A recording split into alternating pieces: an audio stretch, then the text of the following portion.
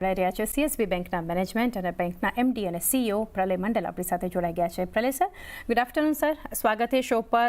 Sir, सबसे पहले overall एक शुरुआत करना चाहेंगे, स्ट्रॉन्ग ग्रोथ जो यहाँ से हम देख रहे हैं, what led to that strong growth और साथ ही मोमेंटम यहाँ से कितना सस्टेन करेगा? जी, हमारा जो ग्रोथ हुआ है ऑलराउंड ग्रोथ हुआ है। SME में 29%, रिटेल में 34%, गोल्ड लोन में 36%, खाली होलसेल में 4% का ग्रोथ हुआ है। लेकिन आप उससे डीए पोर्टफोलियो और एक दो एग्जिट्स हम लोग डिलिबरेटली किया है, उसको छोड़ देंगे तो कोर बुक 30% ग्रोथ हुआ है। तो एसेट ग्रोथ है सस्टेन एंड आई थिंक हमारा सस्टेनेबिलिटी रहेगा इसमें, ये ग्रोथ में। लायबिलिटी की जो ग्रोथ है वो of course in this liquidity situation थोड़ा सा चैलेंजिंग था। इसलिए हम लोग फिर 3-4 इंस्ट्रूमेंट के ऊपर काम किया। एक तो डिपॉजिट कासा है, ये जो कोर बिजनेसेस है, प्लस FCY बोरोइंग और CDs, ये दोनों से भी काम किया। तो ओवरऑल 22% ग्रोथ ऑन डिपॉजिट और 26% growth on assets was good for us, which was almost double than the system, और hopefully we'll be able to sustain this. अच्छा प्रलय सर, आगे जानना चाहेंगे मार्जिन्स के फ्रंट पर। सर, नीम्स में जो हम एक देख रहे हैं कि शार्प फॉल हम देख रहे हैं, तो incremental cost of fund versus average cost of fund आप कैसे देख रहे हैं? देखिए, incremental cost of funds has gone up of course, क्योंकि लास्ट 3-4 क्वार्टर में जो कॉस्ट ऑफ फंड्स जो बढ़ा है, क्योंकि deposit rates has gone up, because of that incremental cost of funds थोड़ा सा डिफरेंस है। और लगभग एक साल में हमारा 100 बेसिस पॉइंट्स का चेंज हुआ है on the deposit kind of rates और डिपॉजिट कॉस्ट ऑफ फंड्स। और FCI बोरोइंग में भी ये आया है, वो भी डिपॉजिट का जैसे ही है कॉस्ट ऑफ फंड्स। तो ओवरऑल थोड़ा बड़ा है, लेकिन अगला साल में depending on rate cuts and other things, hopefully cost of funds और लिक्विडिटी प्रेशर थोड़ा कम हो जाएगा, तो वो धीरे धीरे कम होते रहेगा। और हमारा जो बुक है वो only 10% to 14% is between MCLR and LIBOR and other link. तो इसलिए हमारा और 64% है फिक्स रेट।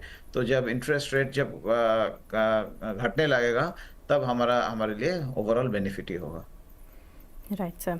और सर, नेट इंटरेस्ट मार्जिन्स की, नीम्स की अगर बात की, तो यहाँ से आने वाले समय के लिए कुछ गाइडेंस आप शेयर करना चाहेंगे? क्या लेकर चल रहे हैं अभी? शॉर्ट टर्म में इसी रेंज में ही रहेगा, 4 to 4.2 का बीच में रहेगा। बट लॉन्ग टर्म में hopefully we should be able to take it up little bit beyond 4.3% as well. But next 1-2 quarter थोड़ा सा प्रेशर रहेगा निम के ऊपर। Will try to keep it above 4% and hopefully will be able to do that. Okay. और asset quality को लेकर sir, क्या यहाँ से आउटलुक है? स्लिपेजेस के ऊपर बात करें, क्रेडिट कॉस्ट गोइंग अहेड कैसे देख रहे हैं आप? देखिए, हमारा क्रेडिट कॉस्ट इतना कम है क्योंकि 20 पॉइंट के भी नीचे है क्रेडिट कॉस्ट। और ग्रॉस NPA भी इस क्वार्टर में 10 basis points quarter on quarter कम हुआ है। नेट NPA 5 बेसिस पॉइंट्स कम हुआ है। तो overall and very comfortable level, we hope that will be able to sustain that for the next few quarters. And अगला साल में और भी कोशिश करेंगे कि ये थोड़ा सा और भी गिरा दे, ये जो NPA, ग्रॉस NPA और नेट NPA। लेकिन ये जो साइकिल चल रहा है on the unsecured MFI credit cards and this kind of businesses agri, तो ये साइकिल थोड़ा next 2-3 months to 1 or 2 quarters one has to be careful. लेकिन हमारा बुक बहुत छोटा है, उसमें ओवरऑल 4% का आसपास है हमारा जो अनसिक्योर्ड बिजनेसेस है, तो उतना इम्पैक्ट नहीं है हमारे बैंक के ऊपर। तो overall we are comfortable on credit cost and credit quality. Correct. और sir, earlier you were targeting on acquisition, तो यहाँ से क्या प्लान है ऑन इनऑर्गेनिक अपॉर्चुनिटीज? देखिए, हम लोग कुछ ना कुछ पोर्टफोलियो देखते रहते हैं, लेकिन at this point of time overall थोड़ा सा रिटेल और MFI में स्ट्रेस है, इसलिए हम लोग कुछ ऑर्गेनिक पोर्टफोलियो का बात नहीं कर रहे हैं।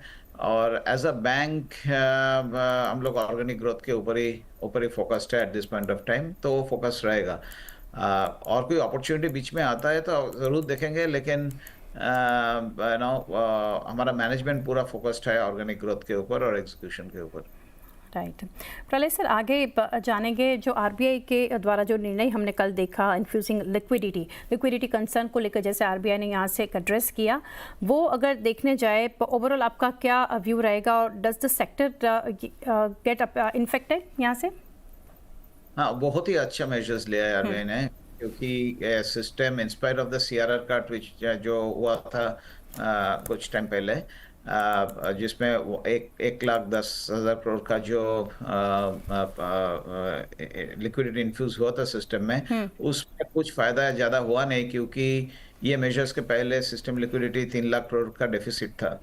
तो ये सब मेजर्स आप सब ऐड करेंगे तो लगभग 1.5 लाख करोड़ का आएगा आसपास, लिक्विडिटी इंजेक्ट होगा between the VAR and the OMO and the dollar swap which they're talking of, 50,000, 60,000 and another $5 billion in the dollar swap. So this should all help progressively improving liquidity.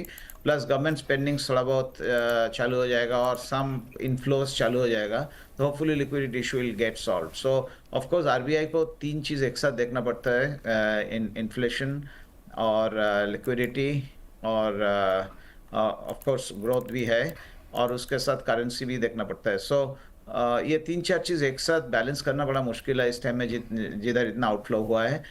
But I think they are doing the best to manage the whole thing, and ये जो तीन major लिया है इसमें जरूर फायदा होगा system.